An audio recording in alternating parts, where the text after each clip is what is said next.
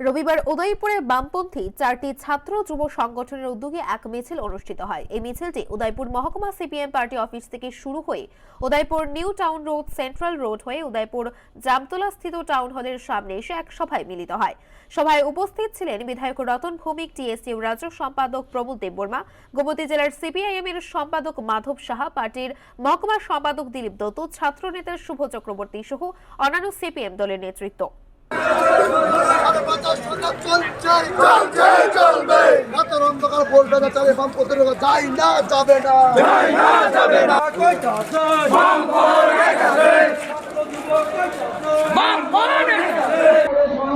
আপনারা সবাই লক্ষ্য করছেন, আজকে উদয়পুর মহকুমা ভিত্তিক পিওয়াইএফ, এসএফআই, টিএসইউ এই 4 সংগঠনের যৌথ উদ্যোগে ত্রিপুরা রাজ্যে গত 5টা বছর বিজেপি সরকারের নেতৃত্বে যে সন্ত্রাস এবং লুটপাট এবং অগ্নিসংযোগ এই সমস্তগুলি চলছে, তার বিরুদ্ধে আজকে উদয়পুর মহকুমা ভিত্তিক একটু আগে পুরা শহর ঘুরে একটা মিছিল সেখানে সংগঠিত হয়েছে।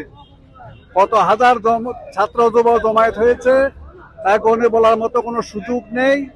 এর অর্থ হলো যে তার প্রতিক্রিয়া হলো যে উদয়পুরের ছাত্র যুব নবংশের মানুষ তারা গত 5টা বছর মানুষের যে যন্ত্রণা, বেকার বিরোধী যে নীতি, কর্মসংস্থান নিয়ে যে জুমলা, তার বিরুদ্ধে তাদের ক্ষোভের বহিঃপ্রকাশ আজকে উদয়পুরে ঘটিয়েছেন। এটা উদয়পুরবাসী সবাই লক্ষ্য করছেন। পুরা রাস্তা মানুষ এই মিছিল দেখে খুশি হয়েছেন, অভিনন্দন জানিয়েছেন। আমরাও খুশি, উদয়পুরের জনগণও খুশি।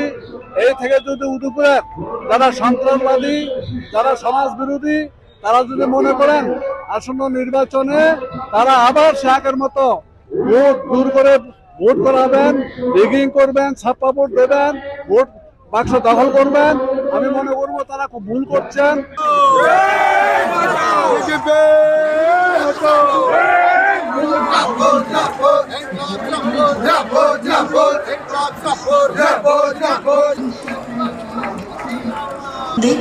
অভিজ্ঞতার নিরিখে শহর উদয়পুর আওয়াজ তুলছে এবং শপথ নিচ্ছে স্বৈরাচারী